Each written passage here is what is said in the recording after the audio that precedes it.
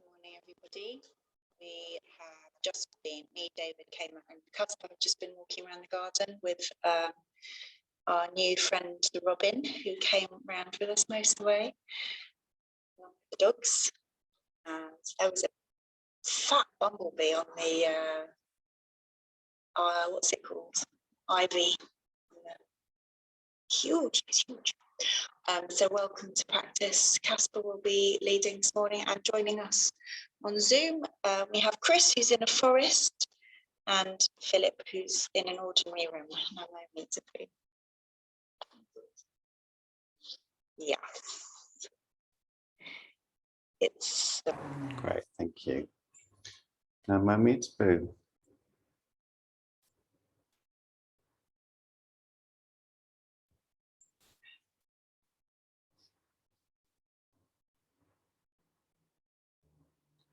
I woke up this morning and got out of bed and stepped into something cold and slimy.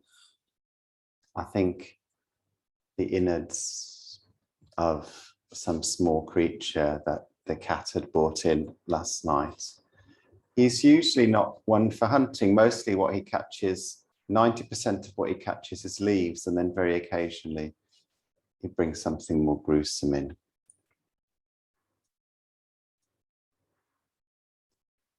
I know the RSPB did a survey a few years ago and suggested that cats didn't impact the environment that negatively because they were just, or birds at least, because they were just taking the ones that wouldn't make it through the winter. But I know a lot of environmentalists do worry about how many cats there are in the country.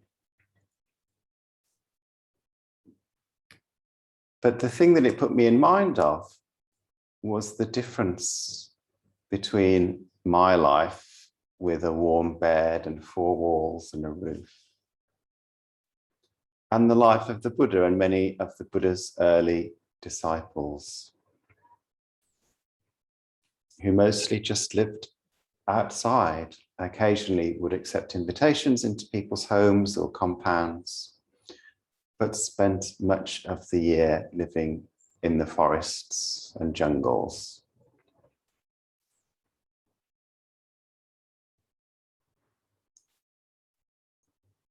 Their practice would have had a slightly different quality to it. In the Fear and Dread Sutta, the Buddha steps further and further into the forest, noticing his reaction to the different things that he encounters, the sounds of wild animals and so on.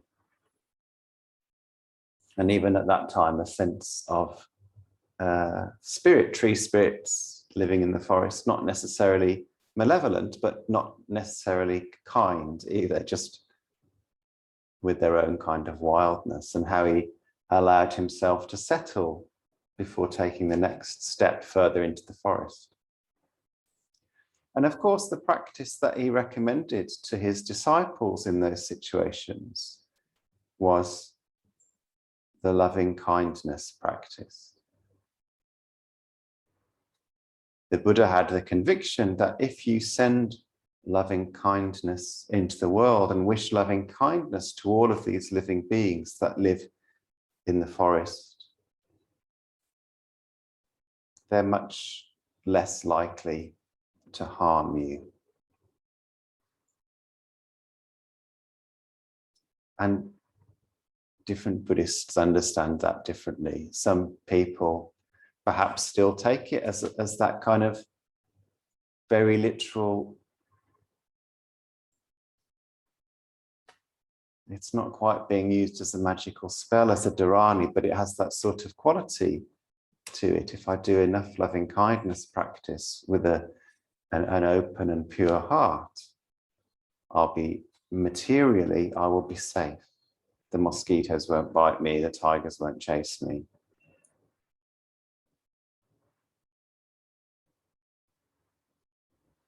Some Buddhists take it to mean that if I do enough loving kindness practice, I will really begin to understand the lives of those others. And then I'll be spiritually safe, regardless of what happens, whether the mosquitoes bite me or the tigers chase me.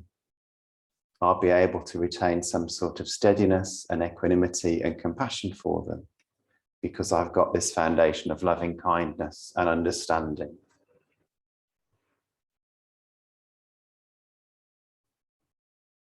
And I've certainly had the experience, both outside and also inside as well, that the more fraught my mind is, the more reactive I am.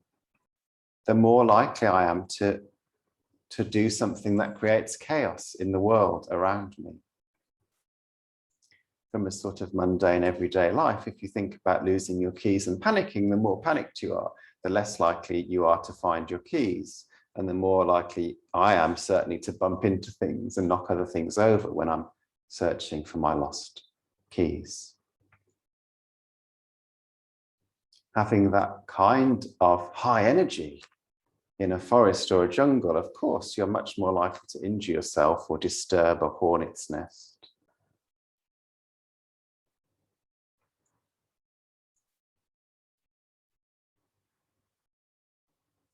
So wherever you fall on the spectrum of understanding why that's a good practice, hopefully we can agree with the Buddha that loving kindness towards all of these different beings is good for us as well as good for the beings themselves.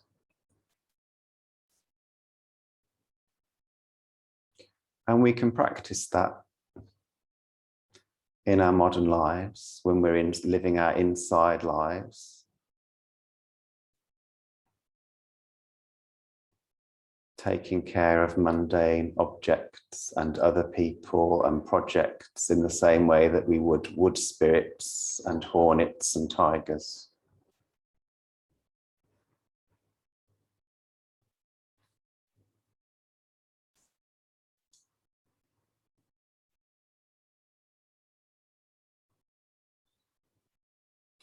But what I thought of when I stepped out and landed on that slimy organ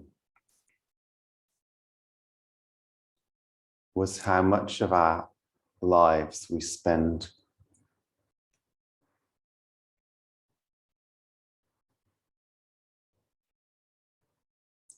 constructing rhythms and structures and choosing projects to keep ourselves away from that kind of existential truth about the tooth and claw of the natural world and of the human world and of our own lives. And living in such a high-stress society, there's some real wisdom in that. It is important to know how to self-soothe. But it's also important to find moments of connecting with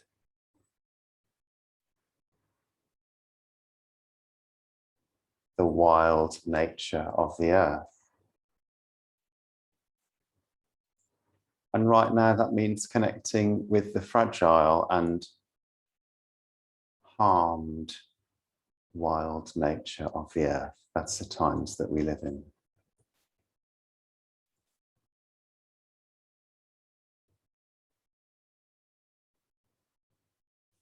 And what supports us to do that and maintain some sense of equanimity, to not be overwhelmed by the suffering, is this practice of loving kindness. If we can find loving kindness, we can find ways of having a big enough heart to be with the wildness and the immense suffering in the world.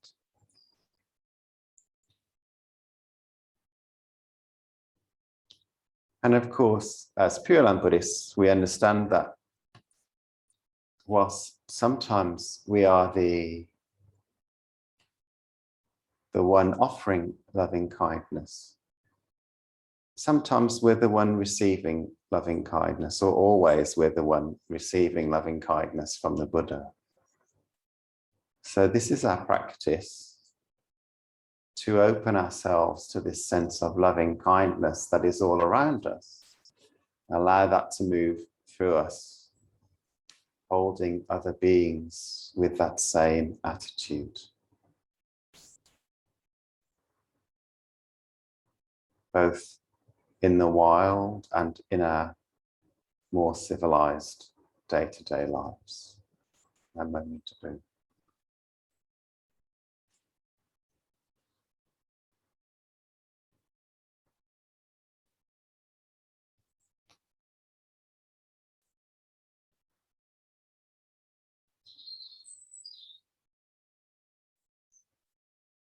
So as we sit quietly together, we can practice some loving kindness. And we'll do it by just noticing whatever comes to mind, whatever thought, feeling, or memory, whatever you're noticing. Sending loving kindness to whatever arises. And if that's difficult today, knowing that the Buddha is already sending loving kindness to whatever arises.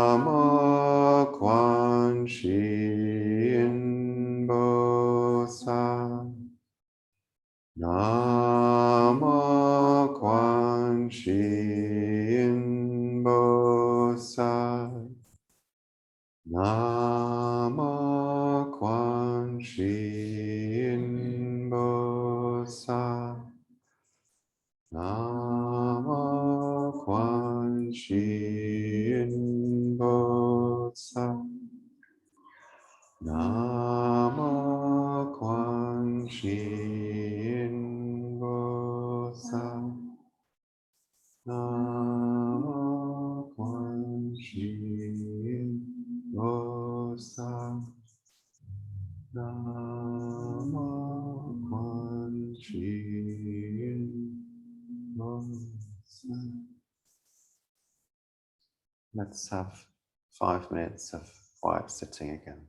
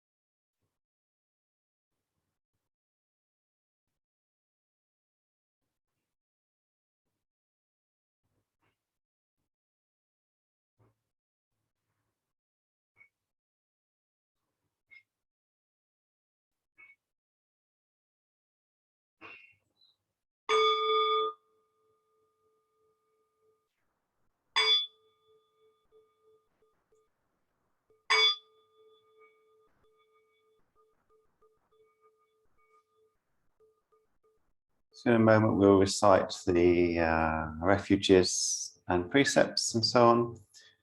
Just to let you know, if you weren't here last week, we have added 6 extra words after the lay precepts. Now, these are the 3 phrases that the Zen priest Terence Keenan keeps in mind. And for me, they're just a good summing up of the whole of the spiritual life. And as I said on Wednesday evening, I probably don't need to say any other words if you've got these. So after I'll invite you to repeat the refuges and precepts, and then I shall say, no. And then after the precepts, I shall carry on. I will say, no blame, and you'll repeat that. And I shall say, be kind, and you'll repeat that. And then I shall say, love everything, and you'll repeat that. And then we'll do the Bodhisattva vows. For refuge, I go to the Buddha. For refuge, I go to the Buddha. Namo Buddhaya. Namo Buddhaya. For refuge, I go to the Dharma. For refuge, I go to the Dharma. Namo Dhammaya. Namo Dhammaya. For refuge, I go to the Sangha. For refuge, I go to the Sangha. Namo Sanghaya. Namo Sanghaya. With faith in the 3 jewels, With faith in the 3 jewels, I pray that I may not take life.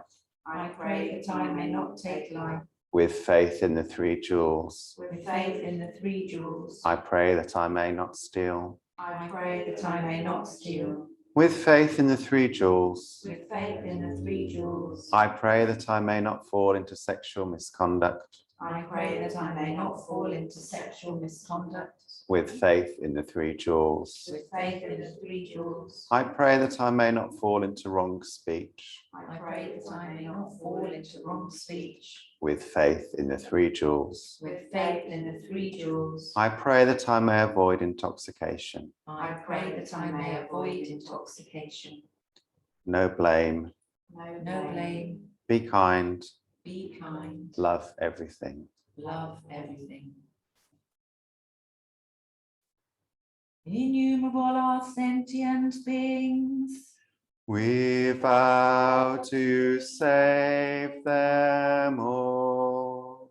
Inexhaustible are deluded passions. We vow to transform them all. Immeasurable are the Dharma teachings. We vow to master them all. Infinite is the Buddha's way. We vow to fulfill it completely.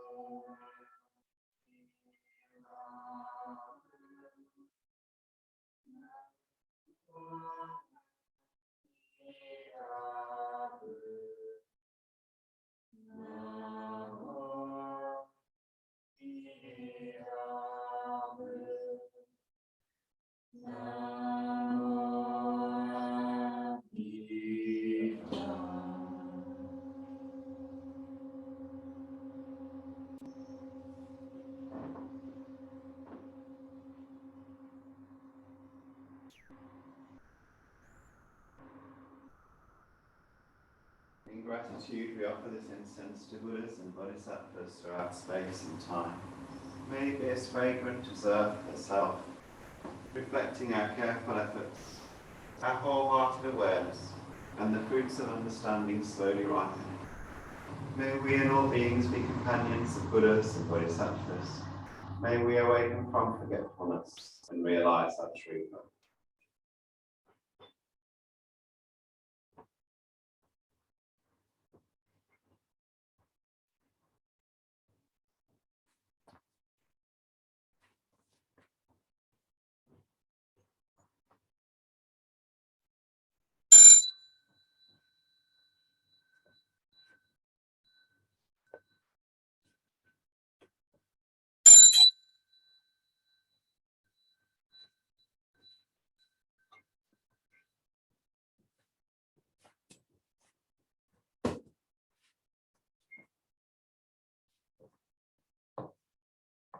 Please do unmute if you want to join in from the Zoom call. Blessed by Amitabha's light, may we care for all living things and the holy earth. A moment ago.